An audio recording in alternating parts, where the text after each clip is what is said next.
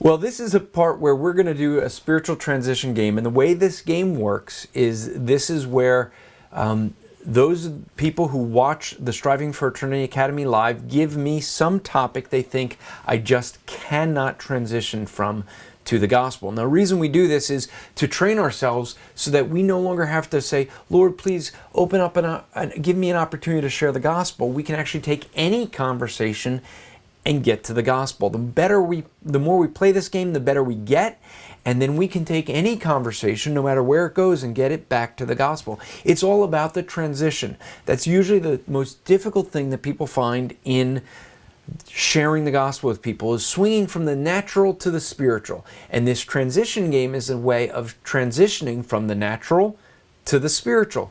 And so it's a fun game to play actually with friends or youth group or things like that. Today I've been given the task of transitioning from a snickerdoodle to the gospel. Now, I must admit, in all honesty, I have no idea before tonight what a snickerdoodle is. I know some of you are going, what? I can't believe it. Yes, some of you probably know what they are, and it's clearly not because of my healthy eating. I do like all kinds of sweets. I'm sure that I will love a snickerdoodle. I just read up on Google what it is. Well, I'm sure that I would like them if I had them.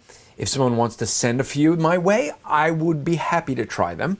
But anyway, but what I do know about the snickerdoodle, for having read the ingredients, is it's obviously something sweet, which means it's probably not good for you. Do you ever notice that actually, that everything that's really sweet and tasty that you really love is something that's bad for your health, and all that bitter, stuff like vegetables that you don't like are the things most, beneficial to your health? Why do you think that is? Well, because very simply, if it wasn't healthy and didn't taste well, who would have it? No one. We don't eat those things that aren't healthy for us and don't taste well. See, we make a choice. We choose between eating things we really, really like, even though they're bad for us, or eating things that we know are good for us, even if we don't like them. That's the choice that we usually end up making. And yet, we know that in both those choices, there's something we don't like about them. We either don't like the fact that it's keeping our bodies from being healthy and making our bodies break down and unhealthy, or we don't like the way it tastes. And there is something we can learn about that, because there is, throughout life, there's always a case where we're going to have to deal with the fact that we live in a fallen world. We live in a world where it has suffered the effects of sin and disobedience to God, and therefore there are things we just don't like. I mean, if everything was in a perfect world, the healthiest food would also be the best tasting, right? And so we live in a fallen world. But there is a day coming when this world will pass away and another will be. And that with that day, we'll sit at a feast, at a marriage supper of a lamb, those of us who know Christ, and enjoy food that, well, it's not going to kill us because we'll be living forever, but it'll taste good, I bet. And the reality, though, is that we won't all be there. Now, the question that you may be asking is how to know that you're at that marriage feast. How do you get your invitation? Well, here it is. The reality is that just like that food that tastes well but is bad for us, it's the same as sin.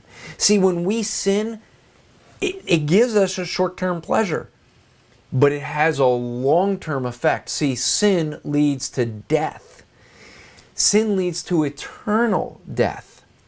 But there's a way of escape that God made, and that way of escape is that God Himself came to earth, died on a cross as a man so that He could become the payment of sin for us. That's what God did so that we could escape the punishment of sin. And just like that food that we love the taste but hate the fact that it's bad for us, there's a day where we can turn from that and not have that desire to eat that stuff that's bad for us, but to enjoy the healthy stuff. What is it that gives us that joy? Well, first, it means turning to Jesus Christ and trusting Him and Him alone and not our works as a means of salvation. Second, what it means is reading His Word, because that's what gives us a greater flavor pun intended, for heaven. That's how I would transition from a snickerdoodle to the gospel. How would you go about